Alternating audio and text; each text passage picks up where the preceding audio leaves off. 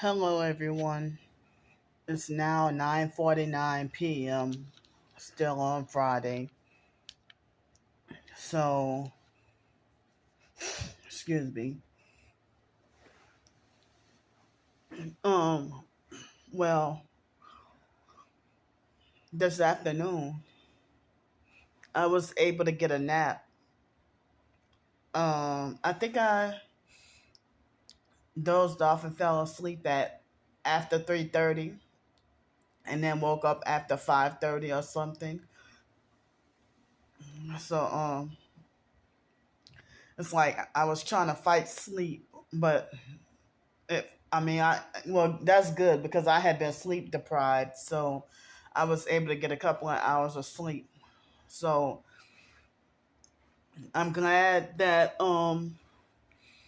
I'm in a different hotel, and I'm glad that it's warm in here. It's not the hot and toasty that I wanted it to be, but it's warm in here, and compared to last night at the other hotel. So I'm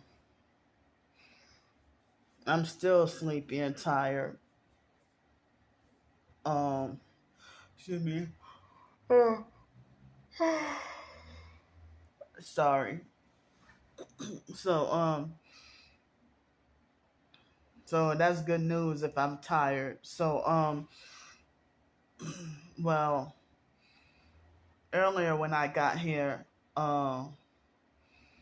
they had the smoke alarm beeping, and I'm glad that I don't know if they deliberately put me here or if it was another coincidence because they yesterday at the other hotel they put me in the hallway where in the hallway section where they have the smoke alarm. And after last night, I knew that lady wasn't gonna do nothing. So I'm glad that when I said something about the smoke alarm, I'm glad they handled it right away. They did something right away. So then later on after my nap and stuff, I went and I when I went out to go get dinner, I thought that there was no loud music in this hallway. But come to find out, didn't realize that there was a loud ghetto party going on. And I'm like, damn. So I went to eat dinner and had to deal with gang stalking. And I came back and I came back and now well, I told the guy at the front desk about the noise campaign party. I didn't say noise campaign, but I made a complaint about the loud party. So the guy was saying that there's basically nothing that he can do, but he said that the party was supposed to last for an hour, but now I don't think I hear much of anything anymore. But they have the neighbors next to me that came like an hour and a half after I settled in, and the lady at the front desk, she was nice earlier when she checked me in compared to the other couple of hotels. And so the neighbors next door right here, they have they're barking. They have a dog, the big dog that's been barking super loud that kind of kept me awake when I was trying to sleep. So so i mean so somebody helped me with another night.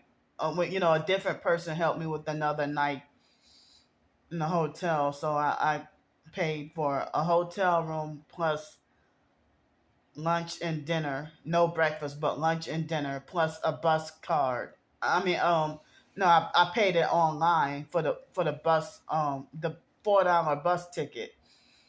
So I got the if you get more than one ride, you might as well get a day pass, and it's 24 hours from the time that you activate it. So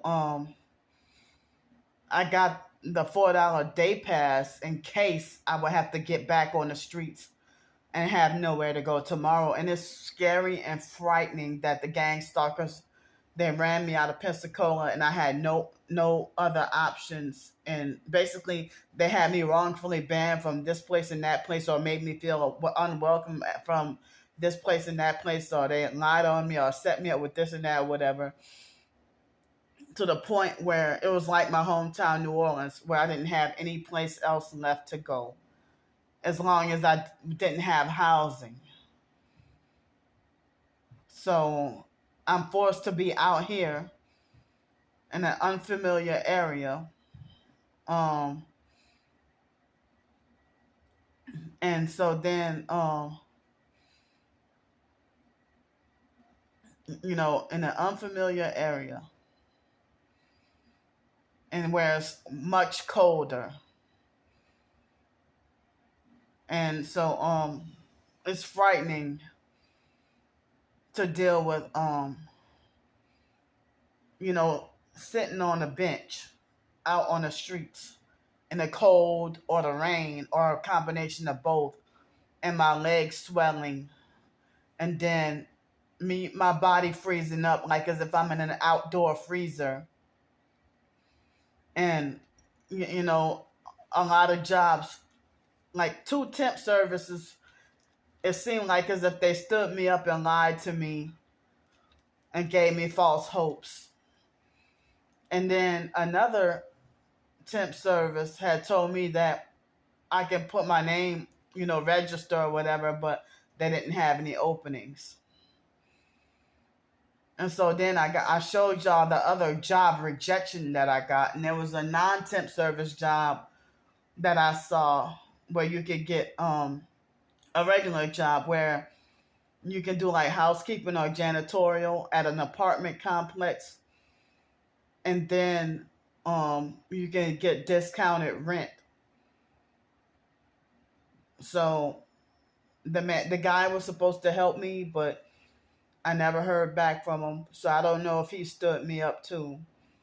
So far, I'm saying that, wow, these people stand me up. Unless I hear something different, then I'll feel like a dummy. But at least it would have been better if they did follow through and give me a call back and tell me, okay, well, we have an opening for you or something like that.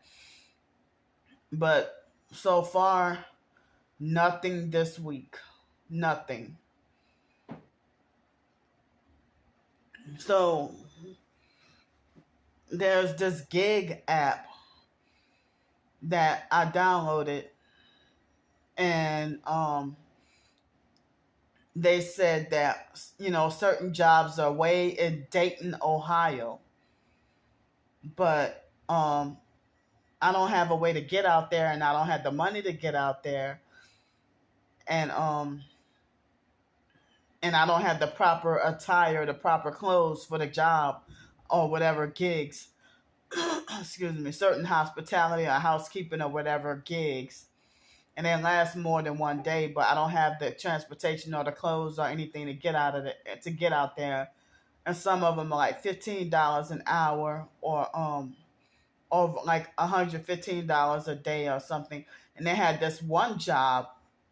I don't think it's in Dayton, Ohio. It's in some other city. And you get the potential to make $200. But like $200 in one day, but I don't know if it's a one day thing or if it's ongoing. But if I had a way to get that opportunity, I'm not sure. I don't know. I don't even know if they will hire me or accept me or if I qualify or anything. So yeah, I don't, it's that those aren't even guaranteed. So Dang. Because, like, Dayton, they say you have to take a transit bus and then a Greyhound bus and then another transit bus to get to the job site. And then they're saying that you can't even, they won't disclose the location until after you've accepted the job. So I wouldn't know exactly where on the gig app. They don't tell you until get after you get the job opportunity. So as I said yesterday, I filled out over 10, but probably 15 Indeed.com applications that I submitted. And one of them, thought I was still in Florida. And I said, well, I had just moved here to Cincinnati. So, yeah. So it seems like it's going to be in the 20s and cold all weekend long. And I don't know how I will survive without freezing or freezing to death if I had to be back on the streets tomorrow. And so, but I'm glad to be warm tonight. I'm going to have to keep my earbuds in because, hearing that loud dog bark, and then they had the loud ghetto party going on.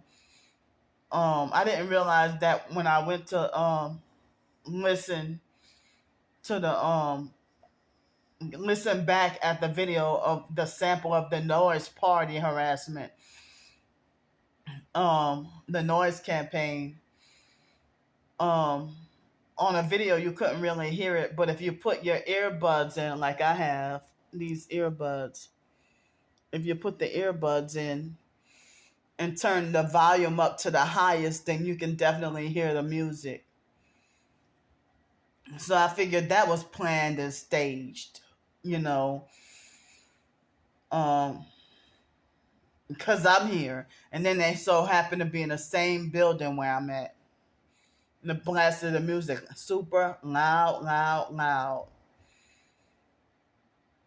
And then, like, when I was making a complaint at the front office downstairs, I'm sorry, I'm already downstairs. Because that party was upstairs, but I'm downstairs on the first floor. When I went to the front by the front desk, I saw the security cameras and people walking in and out of the room in slow motion. And it scared me because one of the first things that came to mind was that doggone Kanika Jenkins situation. Didn't she have like a party in the hotel? But I don't think that's going to happen here or happen tonight. But, it just made me think back on that, kind of mildly traumatized me a little bit, So, but I haven't had the opportunity to work on any short stories lately, and I hope I can get as much rest as possible. And I'm at least trying. We're trying to get stuff done and then trying to do this while sleep deprived without good rest.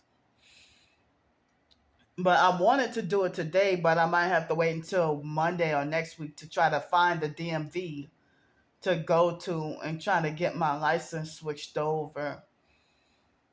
And so now everybody's yelling at me and saying, why did you move to Cincinnati? Because they ran me out of Pensacola, and so why did you leave? Why did you why did you choose? Why did you go to Cincinnati? So they had this one person who said, oh yeah, I've been watching your videos. Oh, how you been? And then I told her that I moved to Cincinnati. Oh, why did you why did you move to Cincinnati? I told you to come here. Well, I don't. After what happened with Trisha, I don't trust going by nobody. I don't trust go and stay by. I don't trust to go to stay by anybody. And then I got the blame. I got blamed and scapegoated for what Trisha did to me. And I got called stupid for going by Trisha. So I don't want to be another victim again. I don't want to be a victim to something like that again. And then that person, she lives not all that super far from my hometown, a couple of hours away. So, after what happened with Lisa Ruby and what happened with Trisha, and then they had that lady, she was locally in Gulf Breeze, Florida, part of Pensacola. When she sent for me to come by her, she locked me up in her RV. And so I don't trust anybody's offer to go by them anymore. And so, the same person who was like, "Why did you go to Cincinnati? I told you come over here." Well, it's like she had first got on the phone with me and said that she would rather people speak their mind and say what they want. And then certain things that I was talking about, then later on she said, "Well, you should stop talking about your targeting because so you won't be a threat. You don't want to be a threat, do you?" So I'm like, "Damn, you're a perp. So you wanted me to come by you." And it's like, yeah, they wait till after they get your phone number, even manipulate by trying to donate you a little money. And then they figure that they can control you, like Anthony, you know. Um, so I'm trying to battle to be more independent, and less of a burden. The perps are hitting me with a weapon, the direct energy weapons are causing me a pain on my left side, just under my breast. And also, I gotta be careful about the attempted human trafficking, sex trafficking, and blood sacrifice. To just up and randomly move somewhere, living with somebody who I know nothing about. And then dealing with Trisha. Ow, fuck. Oh, damn, this cramp. On my left side. Then dealing with Trisha, I had to go back to Pensacola because even though it was in my hometown, New Orleans, I didn't have anybody's house I can go by. Anybody else. And then there was nowhere for me to be on the streets. New Orleans, they worship tourists. The rich tourists, they worship, and they have zero tolerance for homeless natives. If you're homeless and poor, then, New Orleans, they have zero tolerance for homeless people. And they want you out of sight. And then people making like as if homeless people are ruining businesses for the rich. Like, for those rich hotels and all that. But these homeless shelters, they manipulate and program everything to where they prevent you from getting a job. Or they make it like as if you want to work, then you will lose your bed, even if you pay to stay there. So they try to make things a trap. So nobody's believing me, and I'm telling people what's been going on. So and so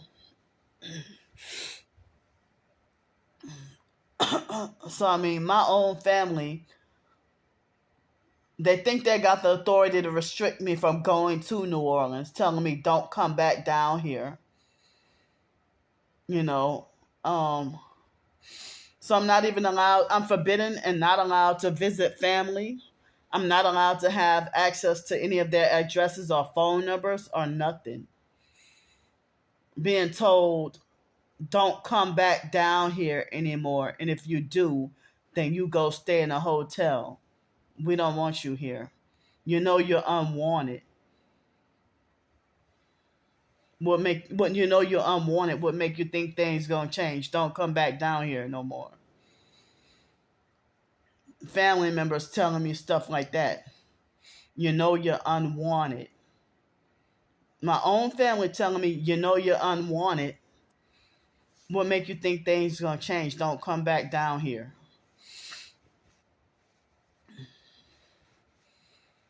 So I'm not even allowed to go and visit. And then the family members, they try to act abusive and narcissistic and have an attitude if I come down there and treat it like I'm clearly not wanted. And treat it like as if my presence is not welcome with biological and foster family members. And so even the foster sister Shelly tried to make it like it was pointless, like I don't see why you even came back down here. And ignored me and treated me like my presence wasn't welcome.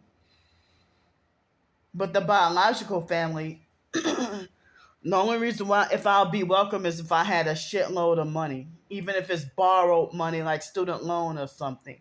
That they'll pretend to kiss my ass and pretend to be my friend, and then take all my money and spend it up, or try to bully, harass, and threaten me out of my money, and then spend it up. And they will keep close attention on what you're spending your money on. You can't even get one nice thing for yourself. And then they want to demand the answer for, oh, where you get that money from, or what you spend your money on. And then they want to, hijack it for themselves. I'm not allowed to go to New Orleans, Texas, or Milwaukee by any family. And if I do, then I have to put up with severe abuse.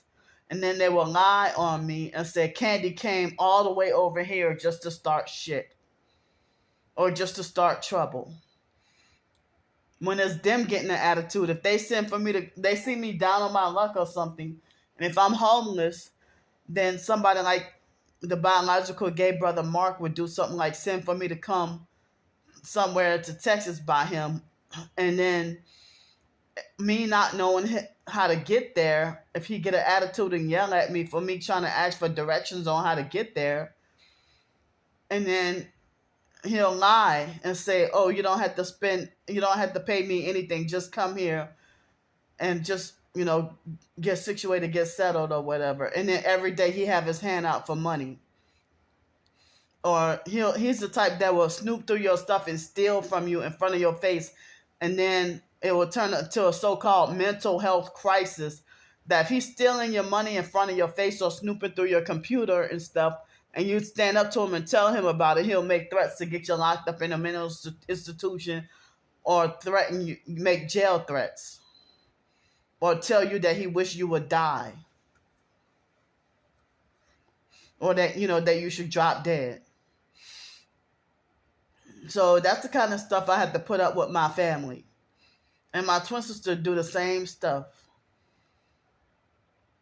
Lie on me and say that, or she'll manipulate and fake a medical emergency just to get me to manipulate me to go up there, and then treat me like my presence is not welcome, and then take all my money, and then manipulate and create a fake mental health scenario where she's trying to threaten me to get locked up in a mental institution or jail, and we end up fighting and fussing all day, every day, and never getting along, and then having to deal with China trying to instigate and meddle in. If I hadn't seen my twin sister from the year 2006, no, I'm sorry, 2010 was the last time I saw her. Before 2010 was the last time I saw her, and then one time in 2017, that was like over 7.5 year gap since we saw each other in person. So in 2017 was the very, very, very last time I saw her in person. And so all that long, I haven't seen her. in that many years. And she lied and said that I came up there just to start trouble. When I was trying to flee that doggone Hurricane Nate or something like that they had in New Orleans. And she sent for me to come up there saying she had a medical emergency. And like she has said she had some surgery she was supposed to go through.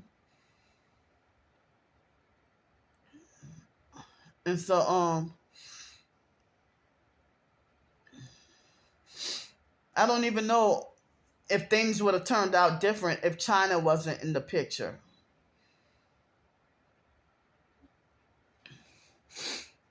But it's weird because other sets of twins, you wouldn't see one twin homeless and another twin, living their best life.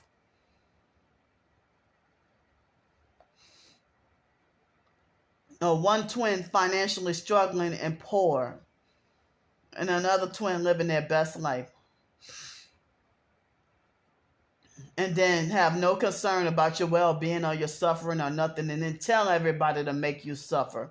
Make her stay homeless. Make her suffer. Don't help her. While you help strangers.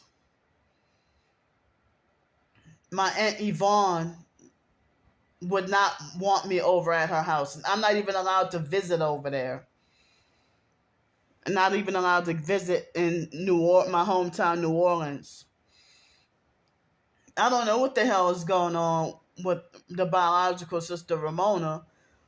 Last I knew, she was bed bug infested and suffering from that V word that I can't say.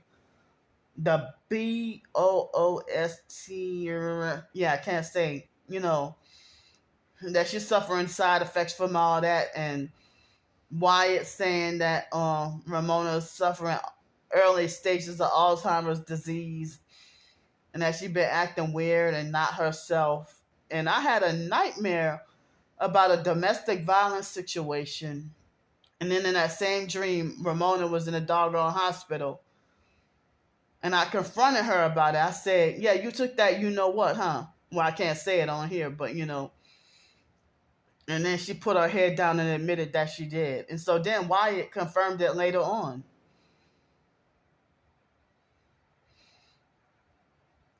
So, but Wyatt doesn't have a place of his own. And Wyatt made me mad the last few times I talked to him. He been always the last doggone family member that I talked to. But I feel like after I woke up to the truth, I don't want anything to do with the family anymore. Because I think that as we get older, and now that the biological parents are deceased, family members and siblings and stuff, they become far more abusive. They were already abusive, but they got worse since the biological parents passed away. I mistakenly thought that they would have improved. But no. When death happens in a family, they deteriorate. The family get worse and worse. Each time somebody die, the family get more evil. But they willfully choose to be intolerant of my presence and my existence. Unless I have lots of doggone money, even though they sold their souls and living their best life. Because Mark damn sure ain't struggling or suffering. So,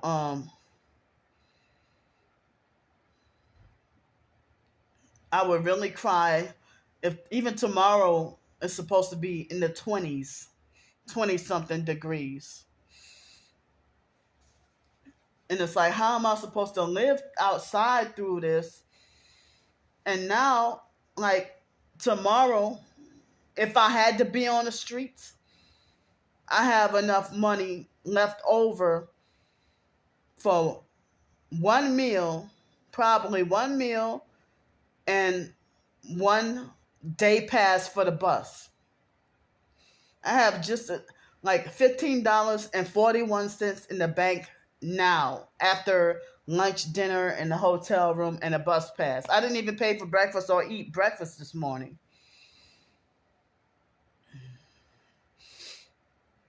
So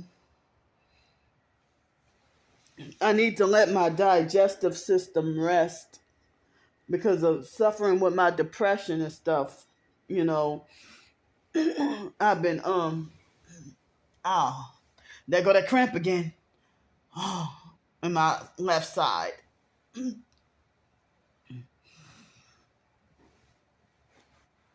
I confess that I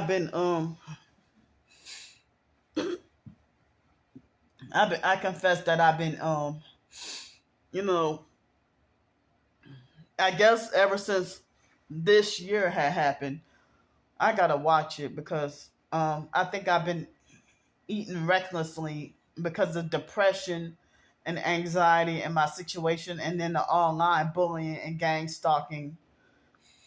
Not, I mean, I had that problem 2 years ago, and that's how I ended up with the tooth abscess. And so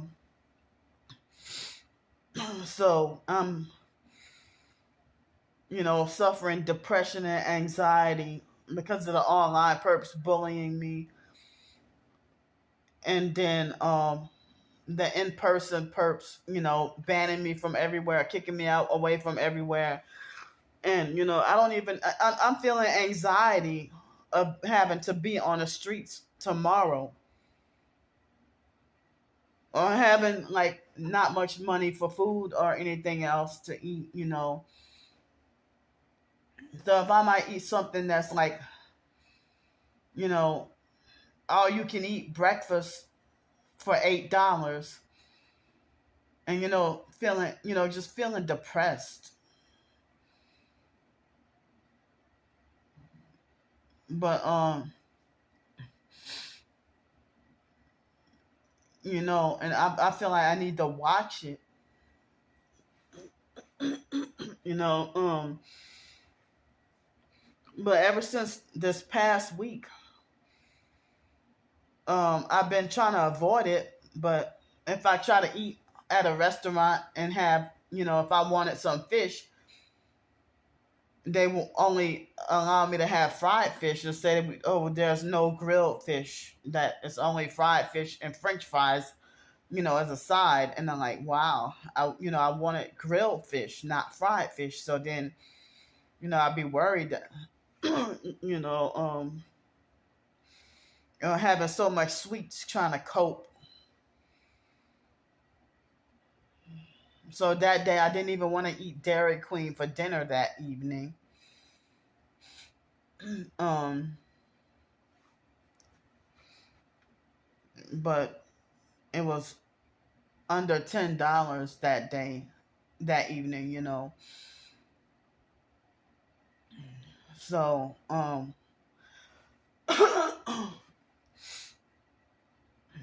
so I mean, but I haven't been spending like, I don't spend like $20 and $30 on a meal, or anything like that. It'd be like, you, you know, and I don't eat all you can eat, every day or every meal or anything. But I've been doing it like more often, you know, just trying to cope and feeling depressed. Or I might do all you can eat breakfast or all you can eat dinner, but skip lunch or something. Um, but it's like I've been, having fear of starvation as well. So but it's like, yeah, certain all you can eat, it'd be like, about $10. But other places, if you just get a regular restaurant, I try to make my meal, about $10 or so. But downtown Pensacola, their restaurants were more expensive. But I could have gotten a filling meal for like $7 at Cactus Cantina, but they stopped that. So And they stopped me from, I can't go to Bodacious for the rest, in Cactus Cantina and stuff for the rest of my life. Can't go to O'Reilly's no more. So, banned from more than half the restaurants and places downtown. Not all of them, but more than half. And so the online perps made a false smear campaign that, oh, Candy's a menace to Pensacola. And next thing you know, they're going to say Candy's a menace to Cincinnati.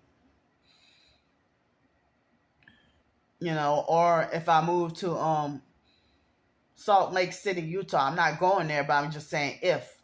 Then they'll switch it to menace to Salt Lake City. I'll be a menace everywhere I go, I guess. That my biggest felony or blasphemy is to point out the gang stalking that I'm going through. And then the in-person gang stalkers, they'll kick me out or ban me from a place, and then while at the same time make up a bogus lie on me and then throw up satanic hand signs while kicking me out. And I got video footage of that too. Or they'll create a street theater just to, a street theater while banning me from XYZ place of business. So, far as I know, I'm now on Eastern time. I'm no longer on Central time. So I'm an hour ahead. So it would be 9:26 p.m. if I was still in Pensacola or my hometown, New Orleans. But now it's 10:26. It's 10:26, So by 11 o'clock Eastern Standard Time in the morning tomorrow, I would have to check out this hotel room if I didn't have help with another, with another night. And it's gonna be so scary to be out in 27-degree weather. I barely made it out of 40-degree weather. And, it's really scary to feel your legs turn to slush. If I could feel my blood freezing up, then I could roll over and die at any second. It's really frightening. And it's very fucked up that the gang stalkers forced me out of Pensacola. And where I gotta end up being in colder weather.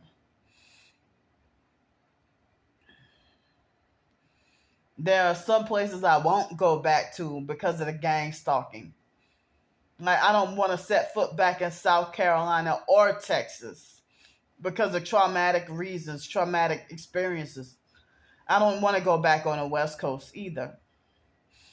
And then I hate cold weather. And now, like, they chose the wrong season to do this to me. I could see if it was summer and then I came up here, it would be more tolerable. And then that possibly could give me enough time to maybe get a job and work my way up to trying to get my own place. But no, they choose the winter to do this to me and say this is punishment that I deserve. And they think it's funny. So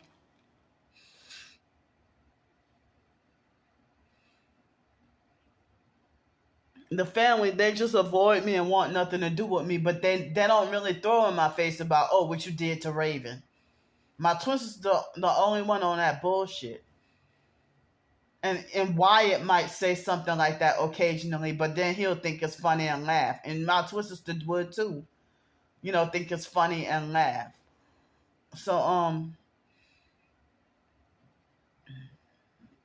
now I didn't even realize she was making a lie saying that I threw Raven underneath the couch. I mean, I just don't understand. Lie after lie after lie. I don't get it. Why?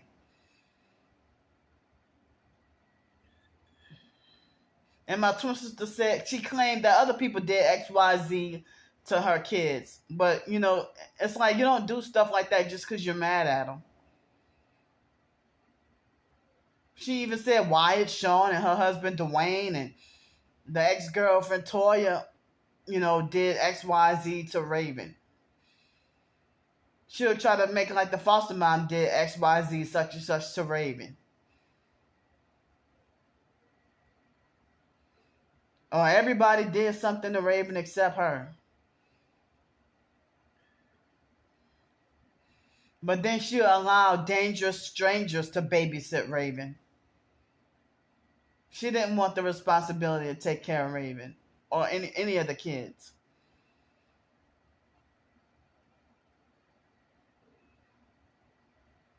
So,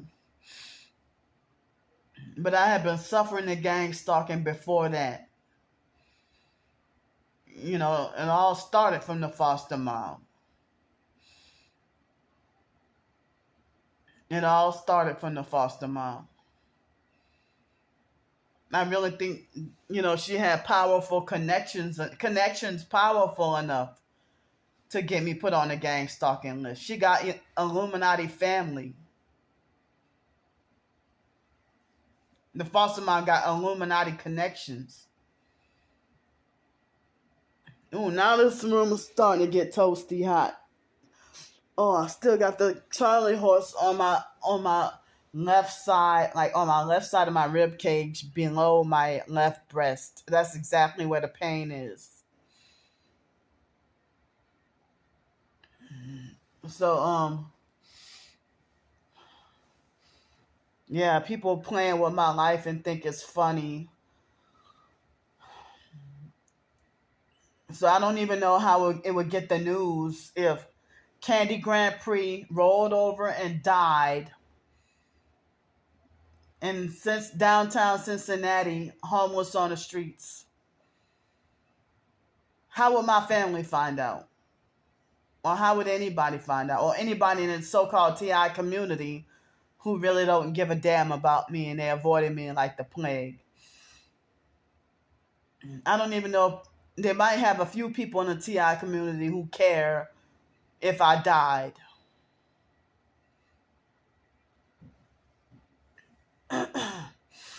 Or if anything happened to me. And so it's very hard to find somebody who got compassion. Because they feel like if the false accusations, lies, false rumors, and smear campaigns made about you, they feel like they make the lies so bogus that people will make it like as if you deserve to be punished and you deserve the suffering that you're going through. That even other professed targets will believe the gang stalker smear campaigns about you and avoid you like the plague and say you're crazy, you're trouble, you're the problem, we stay away from you. And that is the worst part, that you got to deal with the same stuff from the professed targets as the perps. Because selling out fake TI perps that are narcissistic, they're smear campaigning me and, making false rumors and make everybody in the TI community hate me. And people who I would have thought was a loyal friend, they turn on you like Rottweilers, turn on you like a vicious dog.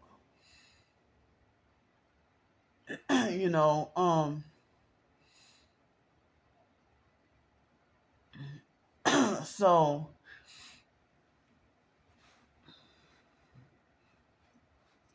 there's something else I needed to say about family, but I forgot. But I got so many family members, and all of them want nothing to do with me, And Ramona manipulate other family members to hate me too. But yeah, they'll be sneaky and whisper and gossip and make lies about you. And then while they lie on you and manipulate everybody to hate you and then isolate you so that they can take you by yourself and try to manipulate and take all your money, take advantage of you. And that's why they want me on psych medication so bad, so that I can let my guard down so that they can swoop in and take advantage. Take advantage of me and fuck over me real bad. And then mental health counselors do victim blaming and say I'm at fault and that I should have been more responsible or you're an adult and stuff. So, I mean, I don't want to go by family members because they don't want me around and they get extra abusive and then they do stuff like incestuously try to sexually abuse and touch on me and be just weird.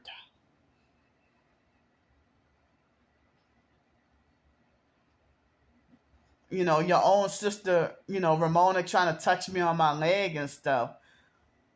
Like, or make remarks that I should dress more provocatively and stuff. And the biological brother Pete acting all the same way and stuff. Um, yeah, I can't be around that. Or other family members making remarks about my butt, my ass, and stuff like that. Like making sexual remarks, and I'm like, y'all the ones call me crazy, but this is what y'all doing. If you touch your old family member on her breast, and I'm a grown adult, and it's like, you're a grown adult, why would you do that to your own sibling? And then you bully, harass, and threaten me and dare me to speak out or say anything. You don't touch your own sister on her ass. You don't touch your own sister or cousin, niece, whatever, on her butt. I mean, on her tits. You don't try to fondle your sister on her leg and tell her that she should dress, wear high skirts to dress more provocatively. Like, what the fuck? So, it's too embarrassing. Like, I'm going to say it again. This is what Ramona did.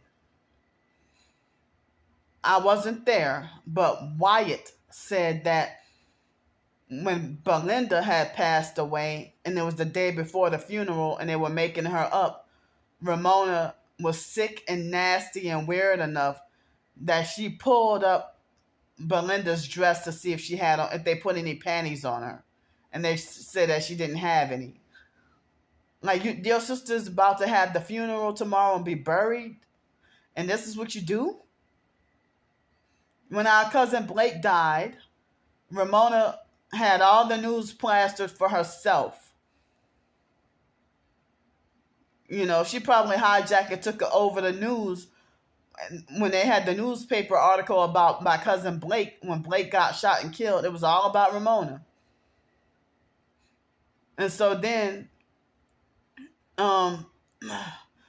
all Ramona can do is brag about how much money Blake had in his pocket that she took when he just died a few minutes prior. And I heard that Ramona likes to deliberately be in a 7th ward in New Orleans on purpose because there's a lot of people get shot and killed over there. And she's entertained and worshiped death.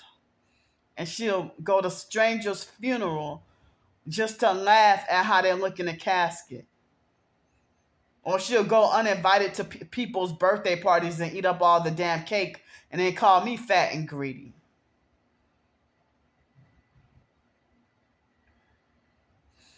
Like they have a license to be fat, greedy gluttons.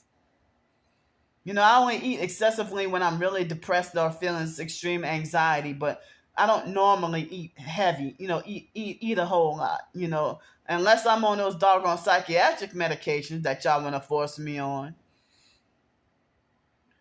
But my diet had been normal, but lately I've been pigging out because of feeling anxiety about, not knowing if I get to eat dinner. But I guess I do it out of coping and a survival mechanism of being scared. I'm scared I might end up starving for days. And there have been times I had to miss a few meals. But the online perps falsely assume that Candy eats great and Candy eats at 5-star restaurants and that she's never missing any meals and she's never starving. Or she's just greedy. But y'all have a stock pantry, a job, a loving family, a warm bed. You don't have to fear if you ain't got no place to sleep. in the cold, in the winter, and to be stalked, followed, harassed, and possibly raped, beaten. If I saw Kimberly Harper talk about how she wanted me to be that she that when I was by the water in Pensacola by the bay, that she said that she wanted somebody to throw me in the water, that she was hoping that somebody would throw me in the water.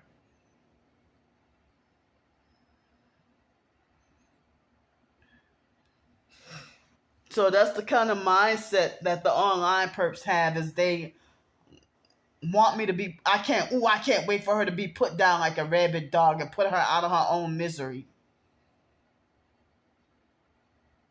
I mean, no, I think the word is rabid. Rabid, rabid. I can't wait for her to be put down like a rabid dog, and so she can be put out of her own misery.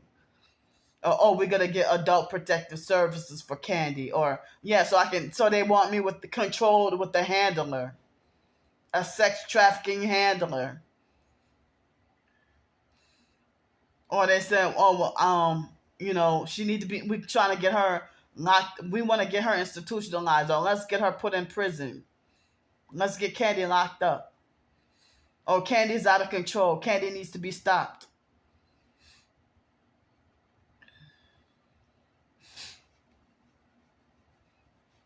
But if I had like a place to live, unless I had to go to work, I would never. I would. I'm not gonna say never ever, but I would hardly leave the hotel, house, apartment, trailer, whatever. I would hardly leave unless absolutely necessary. When I was living in Denton, Texas, there would be moments where I wouldn't leave the house. When I would live in Los Angeles, California, I wouldn't leave the house or step foot outside for 2 weeks straight.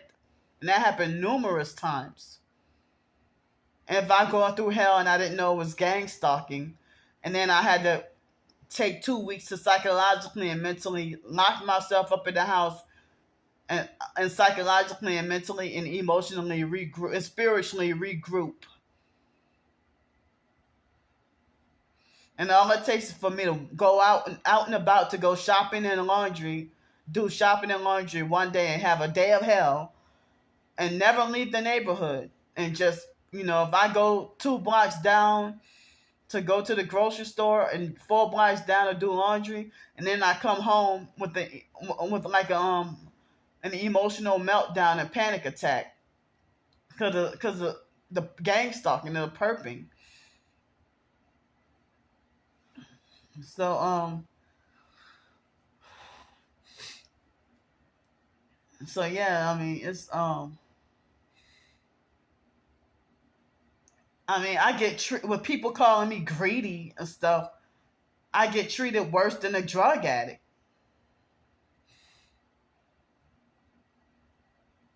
I mean, so it's like if I might it seems like dealing with the gang stalking and having no support really, like emotional support, and nobody really to talk to, or nobody willing to take the time and listen to me. They always want to cut me off and tell me shut up and ignore and everything. It seems like I'm sitting here, I try to read the Bible and pray and stuff, but they end up having me too distracted, you know, I've been, like trying to self reflect and trying to check myself, um, like, oh man, I need to pay attention to my diet and what I eat. That, or other times I've been like, well, I don't care. I'm just, you know, trying to cope, you know, self medicating with food, and then the online person be abusive and cruel and call me greedy. But I heard that the gang stalkers are a lot of them are drug addicts.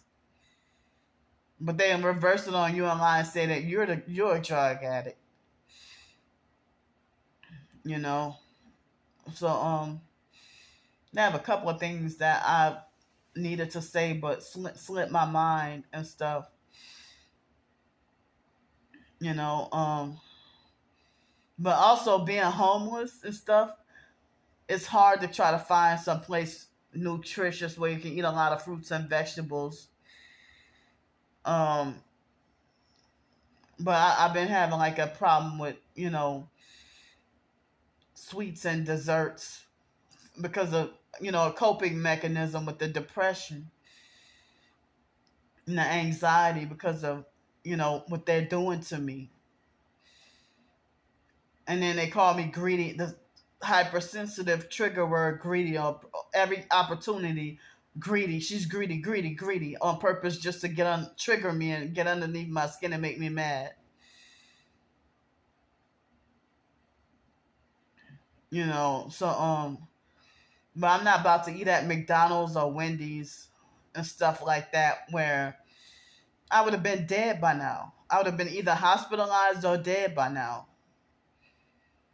That they say those kind of foods actually destroy your DNA, and I'd be trying to not eat like Doritos and stuff. But sometimes a bag or two of Doritos or a couple of snacks out the snack machine might be all I have the money for, all I could eat. Sometimes, especially lately. um, but yeah, and then those kinds of foods like McDonald's and stuff, it's addictive, and I be trying to not eat McDonald's and Burger King and all that. That's Illuminati food. And if I had, if I can get stabilized and have my own place, and where I can put food in the refrigerator and maybe grow my own little garden or something, or learn how to, rather than being on the streets, then I was on the road to better health before I became homeless. I was borderline slender, losing more weight, and before I became homeless in 2018. I think I was looking good. Well, I had just became homeless and I was working at the Grand Canyon, and somebody stole all my stuff, so I don't have any the pictures or videos of the Grand Canyon. But I was much slimmer and looking good and actually cute. I was cute. And so yeah. I mean, that was a total nightmare. You know, after I went back to Los Angeles and dealing with Santa Monica, and at the beach of Santa Monica was where somebody stole all my stuff, everything valuable except a couple of garments, and that I mean I felt borderline suicidal, you know, when that happened, and then I was supposed to have left sooner to go back to my hometown, New Orleans, but they trapped me in Los Angeles and wouldn't let me leave. You know, they wouldn't let me leave Los Angeles. I had to get a state ID, and then I had to wait around for my work paycheck to come. And then after that, then I was able to go back home to New Orleans. And then you know, I had going back home to New Orleans and then finally get my driver's license back. You know, but I had lost and had to replace every damn thing. And then in Pensacola, when the homeless perps stole all my valuables again. The online perps, they did a fake video to maliciously lie and say that I was faking for money. You know, and that guy did steal my stuff. He did steal my bag, and I had to get all those documents replaced. I mean, if you're homeless and poor, it really does something to you when somebody steals everything you got. And then another fellow homeless person. They don't steal from the rich. They'll steal from another poor person who might have just a tiny bit, little bit more than what they got. So, it's traumatic to have your stuff stolen. And then if you're sleep deprived and accidentally put the wrong bag, that's what happened. I was very sleep deprived and I accidentally put the wrong bag in the hiding spot.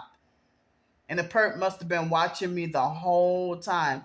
Because if I would be homeless on the streets by 532 West Garden Street, and they would have perps, like homeless or pretend homeless perps, lurking around or sitting at the bus stop, a man watching a woman sleep, monitoring and watching a woman sleep all night long, sitting across the street at the bus stop. Whereas the bus stop said no loitering. But you're sitting at the bus stop across the street from me and watching me all night. That's, or a homeless or a pretend homeless man position himself where if you got to try to hide behind the bushes or somewhere and you think nobody's around, and then you look up and then there's a pretend homeless man that watching you pee the whole time. And y'all gonna tell me I'm not being sex trafficked or that people ain't trying to sex traffic me. And they're not even trying to do anything to help me get out of my situation because they want me in a situation and they want me ultimately dead so that they can collect money. When people talk about life insurance.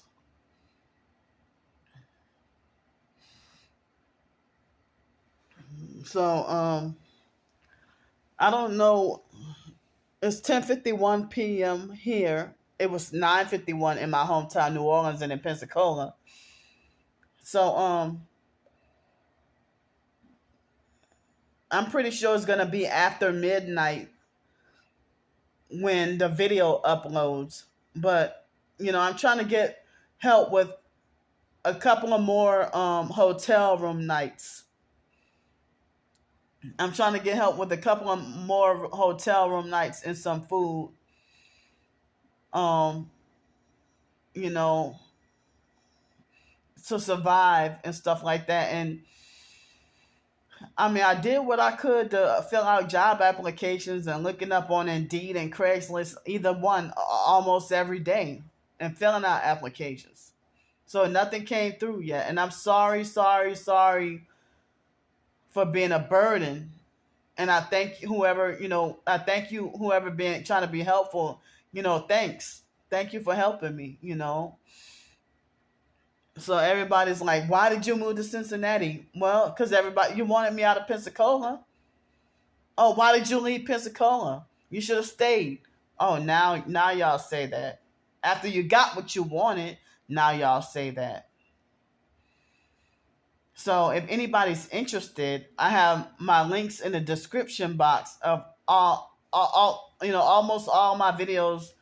I have the link in the description box. So if ways y'all could donate and help me stay out of the cold and off the streets.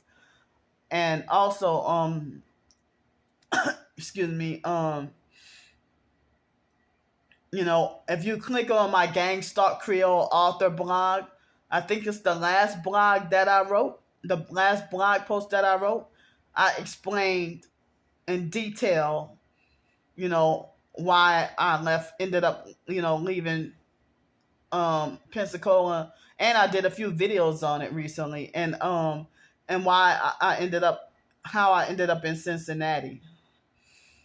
So hopefully this will be the last video for tonight, and I'm gonna keep my earbuds in so that, even though my ears can't breathe, so I gotta keep my earbuds in, and and I know more fungus and stuff is growing, But yeah, as I said, earlier this week, I think it was twice, I had like all you can eat breakfast buffet for $8, and suffering depression, feeling depressed.